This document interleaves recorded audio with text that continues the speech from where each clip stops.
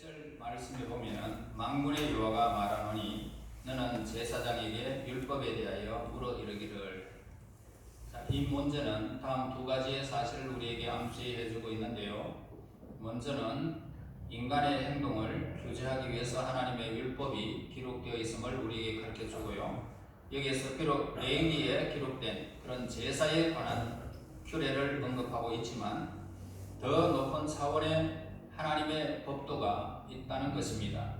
그것은 장소나 시간을 초월하여 영원히 인간에게 적용되는 도덕법이라는 것입니다. 그리고 이 율법을 해석할 수 있도록 하나님께서 특별한 사람들을 지정해 놓으셨는데 11절에서 제사장에게 율법에 대하여 물어 이르기를 라고 합니다. 자, 구약의 율법 아래에서는 율법을 백성들에게 설명하도록 하나님께서 임명하는 사람이 있었습니다. 그리고 어느 시대든지 백성들에게 도덕적 의무에 관한 영원한 원리에 대한 재능을 부여받은 사람들이 있었습니다. 이 의무를 이행하려면 인간의 순종이 반드시 필요하다는 것을 강조하고 있습니다. 유대인들에게는 지금 성전을 재건하는 것이 그들에게 의무였습니다. 그러나 단순히 돌과 목재를 가져와서 건축의 순서를 따라서 배치하는 것으로만 이렇게 그들의 의무를 이행할 수가 없었다는 것입니다. 자, 그것은 바로 봉헌하려는 그런 정신을 하나님께서 요구하셨던 것입니다. 그래야 선자는 제사법에 있어서도 두 가지 문제를 제시함으로써 이 일에 참여하고 있는 이 백성들의 마음에 이 정신을 심어주려고 했던 것입니다. 그래서 첫 번째 질문은 뭐냐면 거룩한 물건이 다른 물건과 접촉하는 것에 관한 그런 사건을 말해주고 있습니다. 12절에서 사람이 옷자락에 거룩한 고기를 샀는데 그 옷자락이 만일 떡에나 국에나 포도주에나 기름에나 다른 음식물에 닿으면 그것이 성물이 되겠느냐라고 묻고 있습니다. 이에 제사장들은 아닙니다 라고 그렇게 제대로 대답을 한 것을 보게 되는데, 단순히 의식적인 성결은 일상생활에 있어서 우리의 행위에 아무 덕도 끼치지 못한다는 것입니다. 그리고 하나님을 섬김에 있어서 우리의 노력을 하나님께서 연락하실 만한 것으로 만들어주지도 못한다는 것입니다. 그 다음에 두 번째 질문이 뭐냐면 부정한 물건이 다른 물건과 접촉하는 것을 말하고 있는데 13절에 말하고 있죠. 시체를 만져서 부정하여진 자가 만일 그것들 가운데 하나를 만지면 그것이 부정하겠느냐라고 했습니다. 자, 이 두 가지 법을 요약하면은 성취되기보다는 오염되기 쉽다라는 것을 우리에게 가르쳐 주는 것입니다. 거룩한 음식을 다른 오염된 어떤 음식과 같이 맞부딪히게 된다면 거기에서 다른 음식, 부정한 음식을 그렇게 보자기에 샀는데 그 보자기에 또 거룩한 성물을 할 수가 있느냐? 못 담는단 말입니다. 그리고 시체를 만져서 부정하여진 사람이 또 이렇게 다른 것, 거룩한 것을 만지면 부정하여지는 것은 당연한 것인데 그것이 부정하지 않겠느냐라고 묻고 있습니다. 저 무슨 말이냐면 약해질 수 있는 길은 여러 가지지만은 선해질 수 있는 길은 오직 한 길밖에 없다는 것입니다. 그래서 이 길이 어려운 길이다라고 말하고 있습니다. 선은 악과 함께 섞여 살면 그것이 하나님께 상달되지 않는다는 것을 잊어서는 안 된다는 것을 우리에게 가르쳐 주고 있는 것입니다. 그러므로 인간의 순종이 얼마나 중요한 것인지를 우리에게 가르쳐 주고 있습니다. 순종은 오직 하나님께 속한 거예요. 순종은 하나님께 속한 것입니다. 그래서 하나님께 속한 것은 구별되어야 되는데 이 세상 것과 섞여가지고 내 삶을 살다가 그것이 오늘 우리가 이렇게 마음대로 내모던 삶을 살다가 이 자리에 와서도 하나님께 구별되겠느냐라고 묻고 있는 그런 말씀입니다. 자, 17절 보겠습니다. 만군의 여호와가 말하노라. 내가 너희 손으로 지은 모든 일에 곡식을 마르게 하는 재앙과 깐부기 재앙과 우박으로 쳤으나 너희가 내게로 돌이키지 아니하였느니라. 여기서 여러분 우리가 알 수 있듯이 백성들을 하나님께로 돌이키지 못하도록 막는 이러한 무감각한 영적인 죄를 지은 사람들을 반드시 그 책임을 져야 함을 우리에게 가르쳐 주고 있는 것입니다. 영적으로 무기력하고 영적으로 타락해 있다면 하나님께서 재앙을 내린다는 사실을 우리에게 말해주고 있지요. 깐부기 재앙, 우박 이런 것. 그러니까 농사 짓는 사람이 알곡만 걷어야 되는데 여러분들이 아시다시피 보리 농사 지면은 여러분 알잖아요. 깐부기가 생겨가지고 알갱이는 어디 간지 없고 새카만 거 우리가 옛날에 그것도 많이 안 먹어봤습니까? 그죠? 예. 그런 거 있어가지고는 안 된단 말입니다. 그게 재앙이다. 그리고 우박을 떨어뜨리면 곡식 알들이 다 떨어져 버리잖아요. 그럼 먹을 것이 어디 있겠느냐 말입니다. 무감각한, 영적으로 무감각하면 하나님께서 그렇게 하시겠다는 거지요. 책임을 묻겠다는 겁니다. 그래 영적 무감각이라는 영혼은 마비된 것을 뜻하는 것인데 영적인 일에 관한 모든 기능이 무감각해졌다는 뜻입니다. 우선 그것을 형벌이라고 할 수 있는데 이 이유는 의로우신 하나님께서 그들의 마음과 양심에 징계를 내리신 것이기 때문에 무감각하다는 것입니다. 여러분이 하나님 말씀이 잘 들려진다면 이 사람은 복받은 사람이지만 영적으로 하나님 말씀이 무감각하게 들려진다면 하나님께서 그 양심에 화인을 맞게 징계를 내리셨다. 무시무시한 일입니다. 여러분들이 듣든 안 듣든 관계는 없습니다. 하나님께 무슨 소용이 있겠습니까?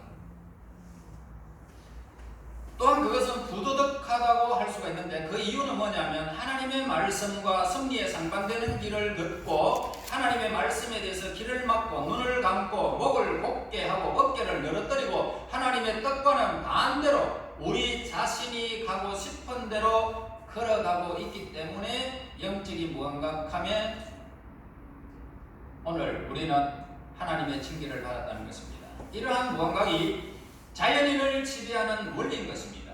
자연인들은요 내 멋대로 삽니다라고 하나님 간섭하지 마십시오. 이 자연인의 원리예요. 그러나 예수님으로 말미암아 율법의 저주로부터 구속받은 하나님의 백성들은 이러한 원리의 지배를 받지 않도록 하나님께서 막아주시는 것입니다. 그럼에도 불구하고 무감각한 생활은 종종 세력을 얻어서 그들의 영적 생활에 치명적인 상처를 주는 것입니다. 이러한 영적인 무감각은 정도의 차이는 있겠지만 대부분 무신론적 사고에 기인한 것이라는 것입니다. 비록 무신론자들이 사회 상류층과 하류층의 태도에 악한 그런 영향력을 늘 끼치고 있었습니다. 심지어는 하나님을 안다고 고백하는 사람들 가운데서도 세련된 무신론이 성행하면서 그들로 하여금 행위로는 하나님을 부인하도록 만들고 있다는 것입니다. 그들이 고수하고 있는 진리는 생활 속에서 아무런 효력도 나타내지 못하는 것입니다. 이러한 무감각은 도덕적 악으로서 하나님께서 그들을 치시는데 하나님께로 돌이키지 못하도록 막는 역할을 하는 것입니다. 그러니까 하나님이 쳐도 모른다는 거죠. 그러니까 하나님의 징계를 받은 사람은 영적인 무감각함에 오늘 깨우칠 수 있는 능력이 그들에게는 없다는 것입니다. 하나님의 징계를 받은 사람입니다. 자, 이러한 비난을 받는 자들은 믿지 않는 사람들이 아니라 바로 하나님의 백성들이 이렇게 징계를 받았다는 것입니다.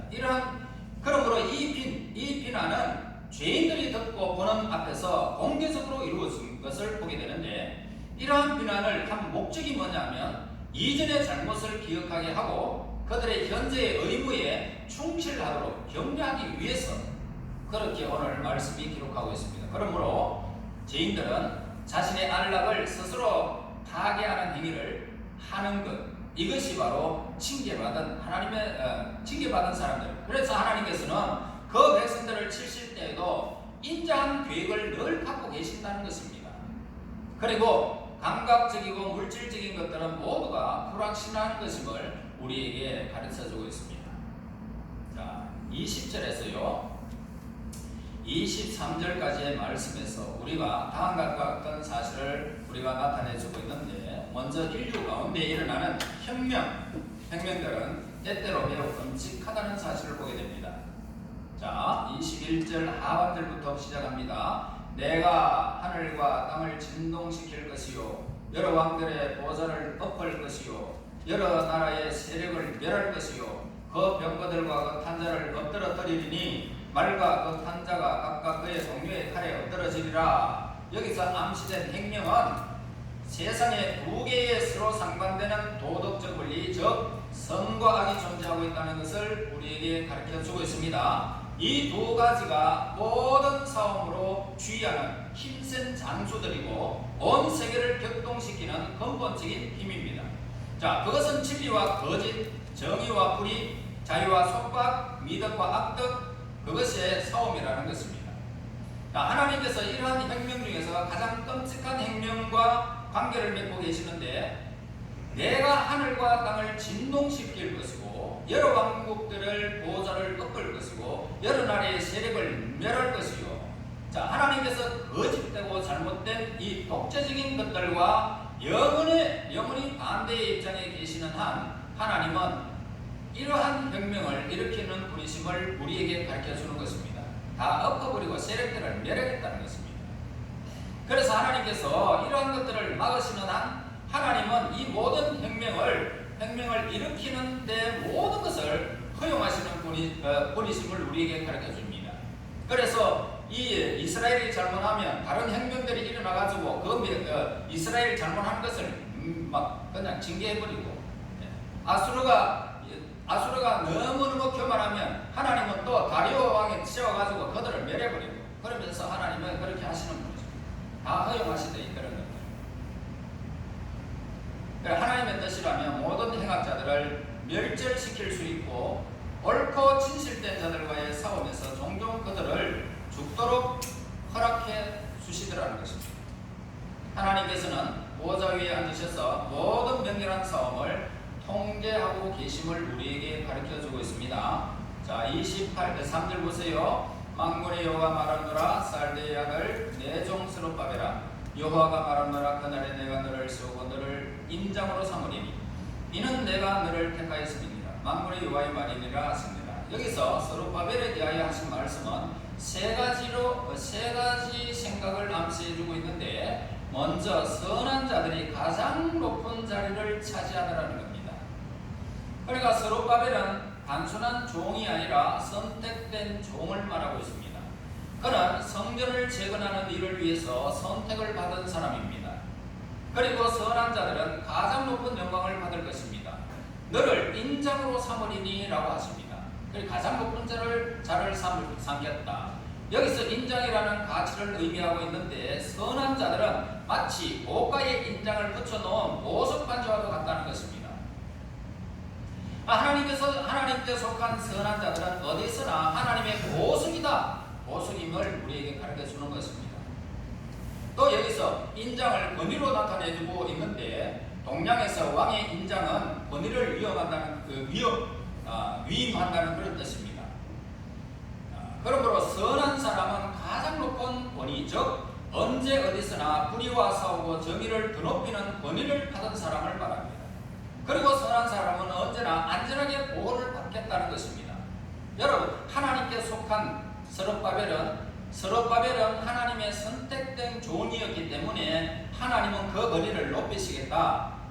그리고 그 권위를 언제나 어디서나 내가 너를 보호하겠다는 그런 음성입니다.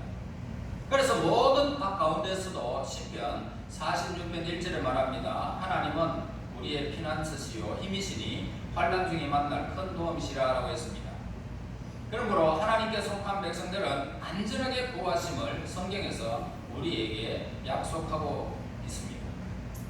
본문 20절에서 23절의 말씀은 학개 선지자의 예언의 결론을 말하고 있습니다. 이제 우리는 학개서를 통해서 이제 이 말씀을 우리가 이제 교훈을 삼았고요. 이제는 뛰어넘어서 말라기까지 우리는 가게 될 것입니다.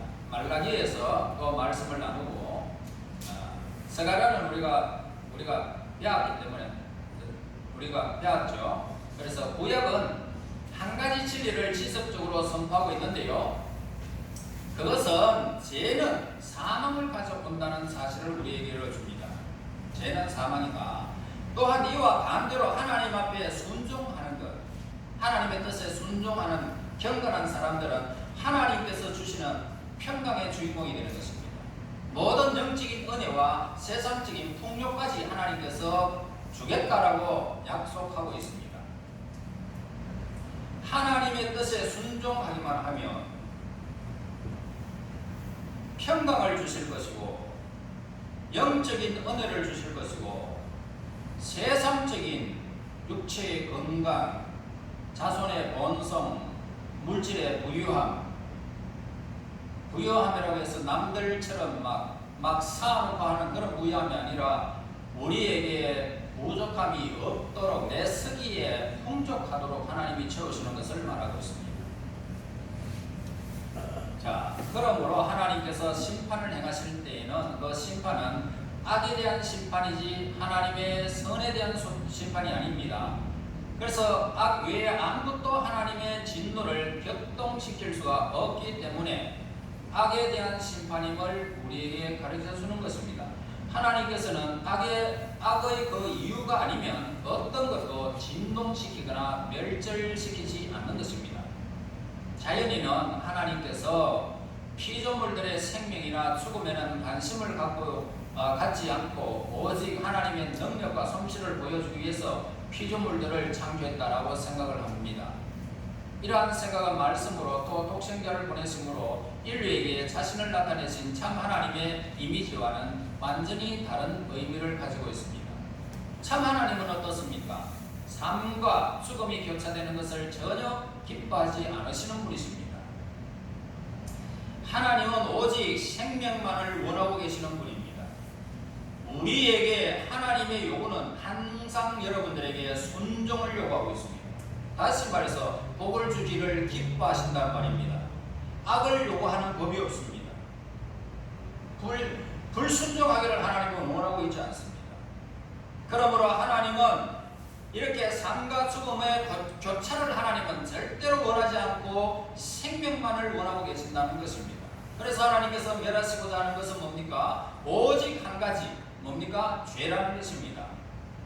하나님께서 죄인을 멸하실 때에 그것은 온전히 죄 때문이라는 것입니다. 본문에서 말하고 있는 타락의 역사는 죄와 모든 종류의 악과 계속하여 싸우시고 계시는 전쟁의 일부를 우리에게 가르쳐주는 모습입니다.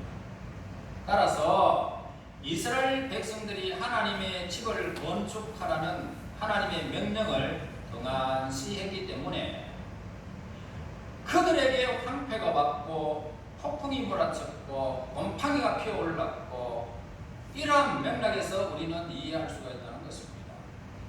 하나님께서 파멸의 역사를 행하실 때에는 오직 타개만 하시는 것이 결코 아니더라. 하나님께서 심판하실 때마다 자비가 언제나 수반되었다는 사실을 보게 됩니다. 자비가 우리에게 있습니다. 그러니까 하나님의 자비가 하나님의 목적이 아니라면 하나님께서는 악한 영이 온 세상을 점령하도록 그리고 사망이 생명을 이기도록 하나님이 그렇게 내버려 두었을 것입니다.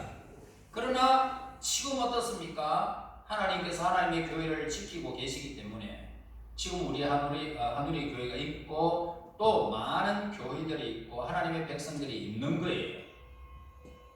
아니면 하나님의 자비의 목적이 아니라면 지금 세상이 날로 악이 덕실한다고 해서 그냥 하나님의 자비가 없다면 모든 세상 사람들이 악으로 그냥 확 찼을 것입니다. 그러나 하나님의 자비가 있었기 때문에 저와 여러분이 지금 이 순간에 있고 앞날도 그렇게 있는 것입니다. 하나님의 보호의 손길 때문에. 그러므로 학계의 예언의 목적이 바로 그거예요. 학계는 끔찍하고 무서운 것들에 대한 말을 하고 있지 않습니까? 멸해버리겠다, 싹 그냥. 그러나 그것이 위로와 평강의 말씀으로 끝을 맺고 있다는 것을 보게 되는데, 본문의 요지가 뭐냐면 유대 주변에 있는 국가들이 전쟁과 여러 가지 재난으로 진동하고 소란하게 되어지고 많은 사람들이 멸망하게 될지라도 스룹바벨은 그들의 조상의 땅에서 하나님의 백성의 남은 자들을 굳건히 세우리라는 것입니다. 그리고 실제로 그것이 이루어졌어요. 만국의 인장이 이르면 여호와의 집에 영광이 충만하리라는 말씀은 곧 스룹바벨을 두고 한 말이에요. 그러나 이것은 삼중적인 성취를 상징하고 있는데요. 즉 이미 한번 일어났던 일과 그 후에 계속하여 일어나고 있는 일과 내세에 일어날 일들을 말하고 있는 것입니다. 그리고 이러한 모든 성취에는 다소간의 차이가 있지만 본문에 예언된 대로 스룹바벨이 올 때에 일어나리라 라고 한 표적들이 수반되고 있다는 것입니다. 그래서 스룹바벨이 온다는 것은 예수님께서 육신을 입으시고 이 땅에 오신다는 사실을 상징해 주고 있는 것입니다. 스룹바벨은 하나님의 지별, 영광으로 충만하게 할 수 없었지만 예수님께서는 무한하시고 시들지 않는 천국의 영광으로 충만하게 오늘 우리에게 임하셨던 것입니다. 예수님은 열방이나 하늘의 권세가 진동하는 것을 볼 때에도 마음이 흔들리지 않으셨습니다. 예수님은 악이 선을 이기는 것처럼 보일 때도 요동하지 않으셨고, 예수님은 이제 그 약속대로 저와 여러분들 만인이 아담으로부터 마지막 시대의 사람들까지 다 한눈으로 보는 그 순간에 구름을 타고 천사들과 함께 그렇게 영광 중에 우리에게 임하는 날이 오게 될 것입니다. 그래서 영적인 무감각에서 벗어나고 그날까지 우리는 늘 깨어 있어야 됩니다. 여러분, 영적으로 깨어 있어야 됩니다. 이제 그 일만 남았어요. 예수님이 오신다는 일만 남았습니다. 다른 일은 지금 다 끝났습니다. 이제 모든 열방이 어느 나라든지 예수 그리스도의 복음이 안 들어가는 나라가 없습니다. 다 들어갔습니다. 무화과 나무의 잎이 푸르단 말입니다. 예수 그리스도의 복음이 온 세계에 지금 다 충만해 있습니다. 여름이 가까운 줄 알아라. 다시 말해서 예수님이 가까이 온 줄 알아라. 그러므로 저와 여러분 늘 예수님 앞에 우리의 영적인 무감각에서 우리는 벗어나고 영적으로 깨어 있어서 예수님을 영광 중에 맞이할 수 있기를 예수님의 이름으로 축원합니다. 하나님 감사합니다. 오실 예수님이 예언되었사오니 주님 이 땅 위에 수많은 일들이 멸할 때에 주여 저희들이 늘 깨어있게 하여 주셔서 악의 세력 속에 우리의 삶이 노출되지 아니하도록 하나님의 말씀으로 늘 깨어있고 하나님께서 허락하신 그 뜻에 늘 순종하며 하나님의 선을 바라는 자들이 될 수 있도록 인도하여 주셔서 그 선의 아름다운 하나님의 그 놀라운 사건을 저희들의 삶에서 늘 채워가는 하나님의 사람들 되게 인도하여 주시옵소서. 예수님 이름으로 기도하옵나이다. 아멘.